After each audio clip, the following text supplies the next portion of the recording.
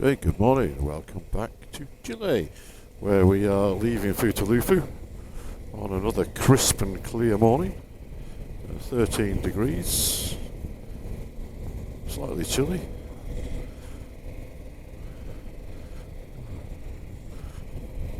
But beautiful clear skies, nice day's ride ahead, 275 miles or thereabouts. Once we get out of town it'll change to dirt and we get about 50 miles of Ripio according to the guy at the hotel on the route notes, so we'll see.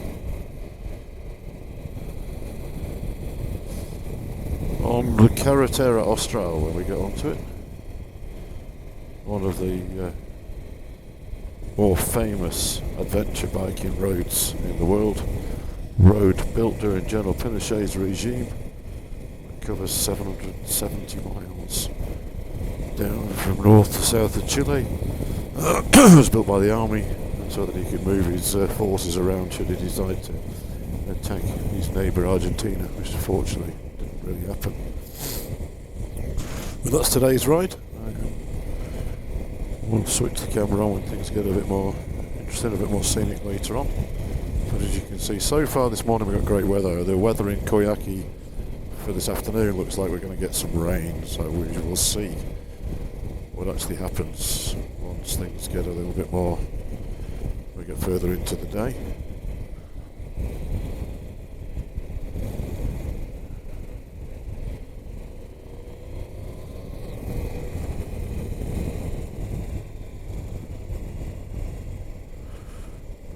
But for now, we'll just enjoy the brief respite on the tarmac before we hit the dirt. The tarmac runs out fairly soon, if I remember rightly, and then we're on to the dirt for the day. And I'm at the back of the group, which means either I'll be catching people up and eating their dust, or hopefully they'll all do great. We'll all be safely at the hotel later on this evening, that's all that matters. Okay, till later. Okay, so we've now hit the dirt road at Futaleufu, 12 miles into the day. We're on the dirt again, and it looks like it's been fairly recently, freshly graded, so it's in excellent condition. These are the sort of dirt roads that you really like riding on. The gravel roads, surface is great, hardly any corrugations, hardly any potholes. Not a lot of loose gravel on the surface, just a little smattering. But it's quite nice to ride on, to be fair. The sort of road to the back of the day I really loved. Not so much these days, but back in the day I loved them. Now, just ride them. It's not massively different to riding on tarmac. You've just got to be a little bit smoother with the application of the throttle, the brakes, steering. As I say, you mostly steer with your body weight in conditions like this, because there isn't the front end grip that you would need for things like counter steering and whatever. Surface changes you have to keep a lookout for, so obviously this bit here is being worked on at the side of the road. So it's now got a little bit looser on the surface where I am, but it's still good. Cold this morning. Beginning to regret having taken my down jacket off. I thought the bouncing around you normally get on a dirt road was going to be sufficient to generate a significant amount of body heat. And I'd always rather be slightly cold on a bike than slightly hot.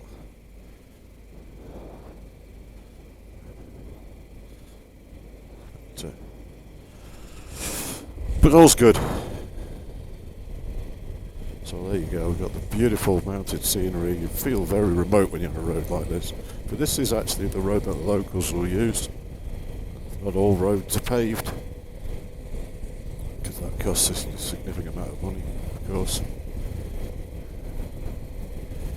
So you quite often get good roads like this.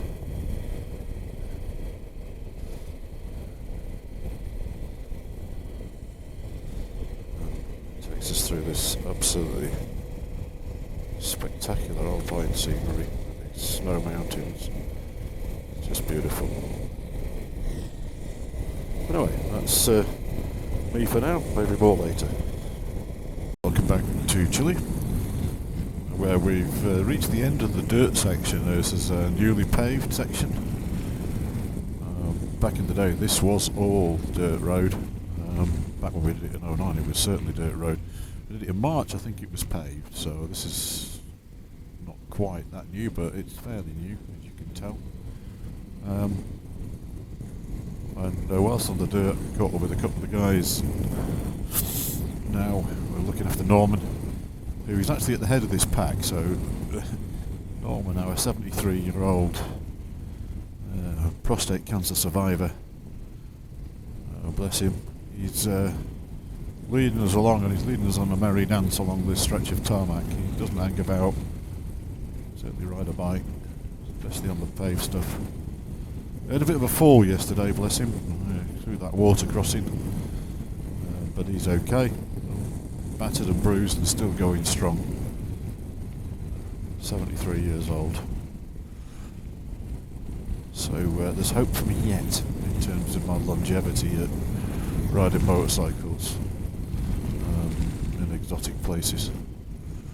But look at this scenery again. This swampland-like valley to my right, with a lot of petrified trees and stuff in it, and then we're just snow-capped mountains. It's just beautiful. Cold, but beautiful.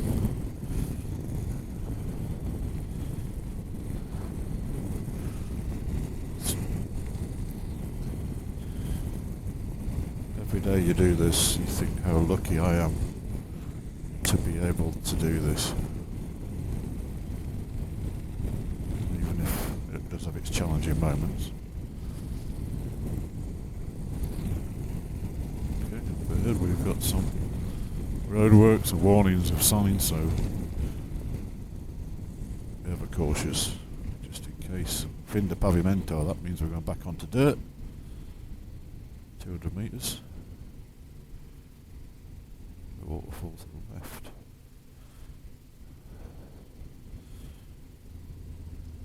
There you go. So you can always tell when you're going straight onto dirt, because the guys in front all stand straight up ready for the dirt. Sometimes I do, it all depends on whether I can see the dirt, condition of the dirt. This isn't too bad. Although Chris's pace is a little slow, separating himself from Rubberhead, just to try and get away from the dust, so I've got to do the same. It doesn't stop me when I look around. Look at that beautiful view. Alright, we're on corrugation, so I don't have to stand up, just to let the bike suspension do its job, let my knees do a similar job for me, so I'm going to get my back battered as we go around a lake. That's what's amazing about these adventure bikes, it's just the way they soak up this punishment. And we've got a right mix with us at the moment. We've got an F650 GS that Norman's on at the beginning. Oops. That's what happens when they slow down too much. They slow down too much and all of a sudden you haven't got the momentum you need to get through the gravel. You just caught me out a bit there. But anyway, you've got F650 GS, an old one, 2005 model that Norman's on. A 1250 GSA, big Rob's making look rather small. 700 GS BMW that Chris is on. And I'm on this Tiger 1200 Rally Explorer, big beast of a thing. And then behind me, Mel is also on a 1250 GSA.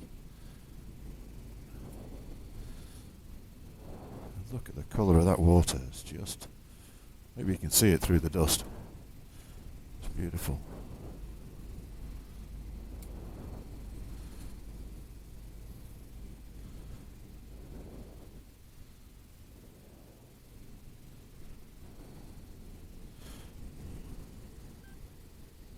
So we've now joined the Carretera Austral. We're currently at the end of the dirt road. Turned onto the Carretera Austral, and of course it's now paved, which is, or at least this section of it is, which obviously means that we can make a lot more progress. Just cruise along, admire the scenery.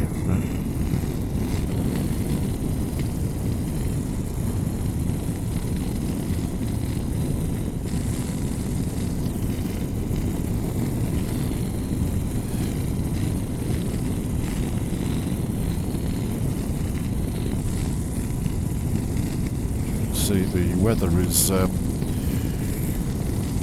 it's on the change now. We've had a little smattering of a shower just at the very end of the dirt road, but there is moisture in the air slightly and cloud cover, so the forecast is for it to rain later, so we'll have to deal with that when it happens. But for the moment it's dry, which is what we prefer. The sun is doing its best to come out, but it's still only 12 degrees, so it's not exactly warm. But, the adventure continues as we head down the Carretera Austral. I still have 223 miles to go today, so we've been going for an hour and 25 minutes, and we've covered 50 miles. So that's an average of 36 miles an hour, which isn't too bad considering most of that was on dirt roads.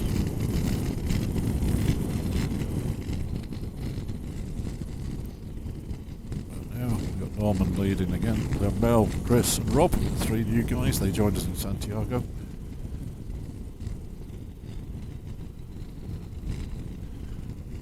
But this pace isn't going to be quick enough for me. I think I need to get a bit more of a pace on, things to catch up with.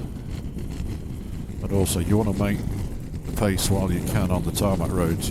That way you buy yourself time to deal with anything that happens a bit later on, when it gets a little bit more tough. And also we'll try and keep ahead of the weather if we can. We're about 40 miles to the coffee stop. See you later. Get back to the Carretera Austral even, where as you can tell the weather is now starting to turn a little bit more like you'd expect with all this greenery about. It's a little bit wet. Still quite pleasant. And once again, we're sort of on a paved stretch of road, heading towards the